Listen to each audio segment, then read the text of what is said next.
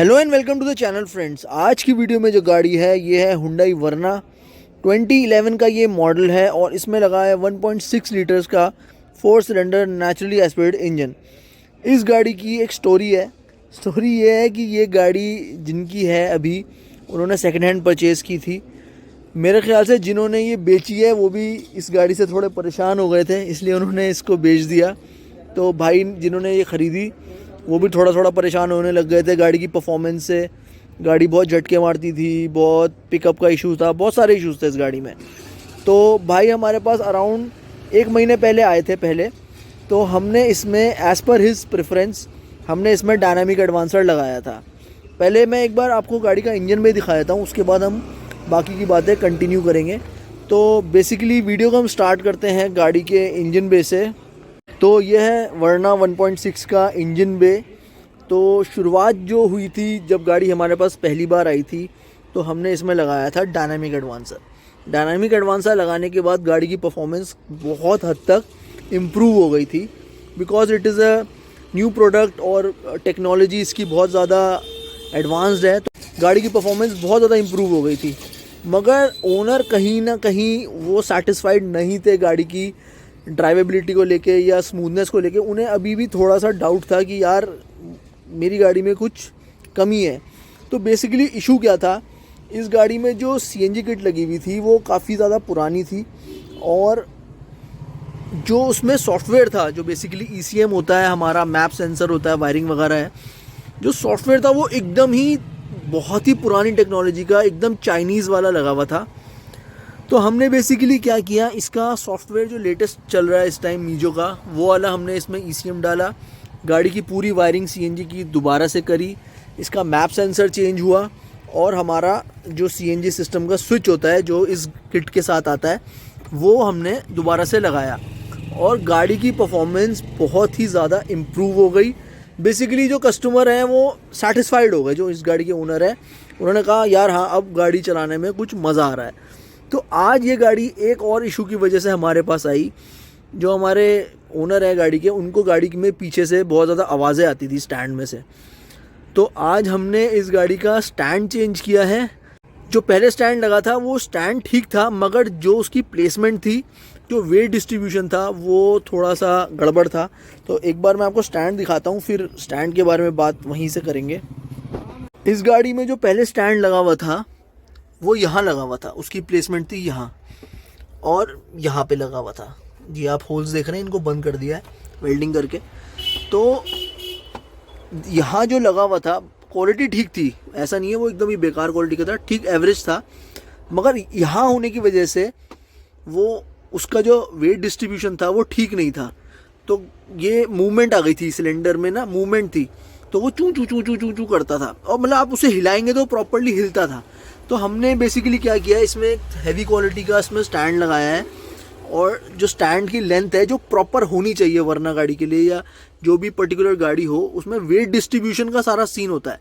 अगर wait distribution proper होगा तो ना आपकी चादर फटेगी, ना क्रैक्स आएंगे बॉडी में, कुछ नहीं होगा। अब ये पहले यहाँ लगा हुआ था, भाई जब तक मुझसे मिले नहीं थे तो उन्होंने अपने वहीं कहीं लोकल में ये चादर वादर वेल्ड करा ली थी कि भाई शायद इसकी वजह से आवाज़ आती हो। थोड़े दिन वो सही रही, बट वो आवाज़ फिर कंटिन्यू हो गई। तो आज हम लोगों ने वो चादर तो अपनी जगह पे ही है, उस पर वाइट पेंट मार के जो हमारा स्टैंड है वो हमने स्टैंड यहाँ प्लेस कर दिया। अब जो है वो इतना स्टर्डी हो गया कि आप इसको कितना भी हिला लो ये बिल्कुल भी नहीं हिल रहा। तो मेन देखिए, बहुत से लोगों का कहना है कि भाई स्टैंड ऐसा होना चाहिए, वैसा होना चाहिए। देखिए आज से पहले एंगल वाले स्टैंड चलते थे, ये पाइप वाले स्टैंड तो अब आने शुरू हुए हैं। 20 साल से जो है एंगल वाला चल रहा था। अगर वेट डिस्ट्रीब्यूशन प्रॉपर हो, प्रॉपर प्लेसमेंट हो, तो चादर भी नहीं फटेगी, कोई आवाज़ भी नहीं आएगी, कोई चूं चपड़ कुछ नहीं होगी और एकदम ड्यूरेबल रहेगा सिचुएशन जो है। अब जैसे मेरी गाड़ी में लगा हुआ है सीएनजी, मैं उससे पहाड़ों पे जाता हूँ, स्पीति गया, यहाँ गया, वहाँ गया, पूरी ऑफ रोडिंग करी, 100 किलोमीटर लगातार ऑफ रोडिंग करी, एक चूं की आवाज़ नहीं आई, क्योंकि वेट डिस्ट्रीब्यूशन प्रॉपर है सिलेंडर का। तो खैर अब एक छोटी सी ड्राइव पे चलते हैं और ओनर से पूछते हैं कि जो सॉफ्टवेयर वगैरह चेंज हुआ, डायनामिक लग गया, उसके बाद उनकी गाड़ी कैसा परफॉर्म कर रही है। ये अराउंड 20-25 दिन का उनका एक्सपीरियंस का फीडबैक रहेगा। तो सर हमने आपकी गाड़ी में अब तक जो जो काम किया वो सारा स्टेप बाय स्टेप हुआ है। पहले डायनामिक लगा, सॉफ्टवेयर अपग्रेड हुआ, तो अब जो आपका स्टेप बाय स्टेप आपका जो एक्सपीरियंस रहा वो क्या था, वो कैसा है बेसिकली? भैया मैंने आपकी वीडियोस देखी थी, उसके बाद मुझे पता था कि मैं आपको गाड़ी ला के दे दूंगा, उसके बाद जो करोगे आप करोगे। एक्सपीरियंस की अगर मैं बात करूं तो जब मैंने ली थी, मैंने चलाई है इसे 8-9 महीने चला ली जब लेने के बाद। ठीक। लेकिन पता था मुझे कि हाँ वो मजा नहीं है, और मैंने कई जगह दिखा लिया, कई लोगों ने साफ साफ कह दिया कि भाई इतना अगर तुम देखोगे ना तो सीएनजी मत चलाओ। मैंने कहा ठीक है भाई, अब कॉम्प्रोमाइज करना पड़ेगा।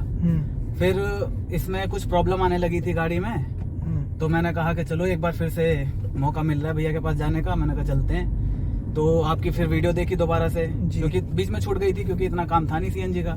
फिर पता चला कि मार्केट में डायनामिक एडवांसर आ रखा है, तो उसके लिए मैंने कहा चलो ये भी ट्राई करके देख लेंगे। तो उसको लगाने के बाद एक्चुअल में मतलब जो लैग था ना, डिफरेंस था, बहुत ज्यादा कम हो गया। अच्छा। और मतलब मजा सा आने लगा, थोड़ा ठीक लगने लगा।